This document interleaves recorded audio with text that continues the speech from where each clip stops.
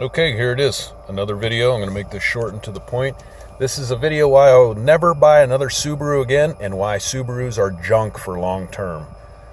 When you buy them new, they operate well, they perform well, but in the long term, they're nowhere near what they used to be. Let me start from the beginning.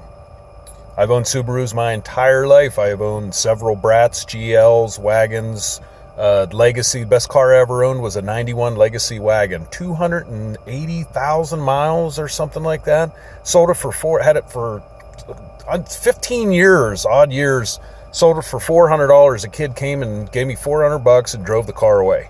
Best car I ever owned, 2.2 liter. Maintained it, but the motor ran forever. Okay, so let me go again. I have a lot of family members, a lot of friends that own Subarus. I've owned Subarus my entire life. I think I counted today, I owned 6, maybe 7 Subarus. A little bit before this one, my dad had a 95. It had about 170,000 miles on it. Started to give up the ghost. It was time to replace it, mostly because it was rotted out, but it did run okay. I tried to, after I got rid of the 91 Legacy, I got a 2000, and I've always had stick shifts, okay? Never liked the automatic because we all know in the early years, the all-wheel drive automatics, the transmission didn't hold up very long.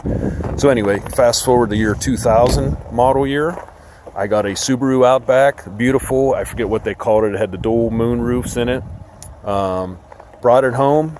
Absolute piece of shit. I think the car only had like 110,000 miles on it. The throwout bearing was bad. The sunroof leaked like a sieve.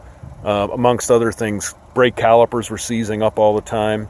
And in the long run, I had that car about 6 months. You know why I got rid of it? I'll give you one guess. Head gaskets. That was a model year 2000. So I got away from Subarus for a little bit. I had Jeeps and whatnot. And so I figured I'd give it a shot again. I found this car in Maryland, which is south of here. Nice shape body-wise. I bought the car with 78,000 miles. Maintained it myself. It was owned by a college professor. He spent the money. It has a Subaru battery in it, which may be still original. I don't know. But he maintained the car. Like I said, I bought the car about a couple years, about 4 or 5 years old. It had 78,000 miles. You know, a little bit high mileage, but whatever. Car ran great, fantastic. I maintained the car myself. Transmission, change the transmission fluid, change the engine oil myself. I do brakes myself, whatever I needed. You know, ball joints, I take care of all the stuff myself. I like to tinker around with cars. So, fast forward last summer, car had about 130,000 miles. I noticed oil smell. Guess what? Head gaskets. Yep, you guessed it, that's right. Here we are again. This is my rant.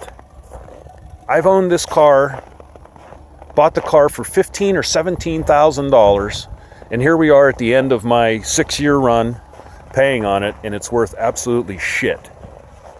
So it is what it is. But my rant is, Subaru has known about this problem since the mid-90s when they came out with the 2.5 engine. I think the first year for that engine was 96.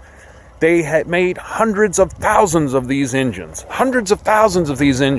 And I know personally of about 7 or 8 cars that had this problem. So can you imagine how many are out there?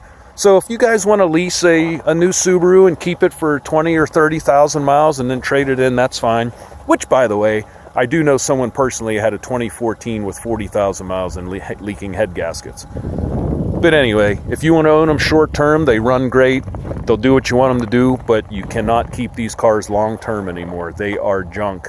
They are a far cry for what they used to be. I think I'm done. Never own another one again. Bye.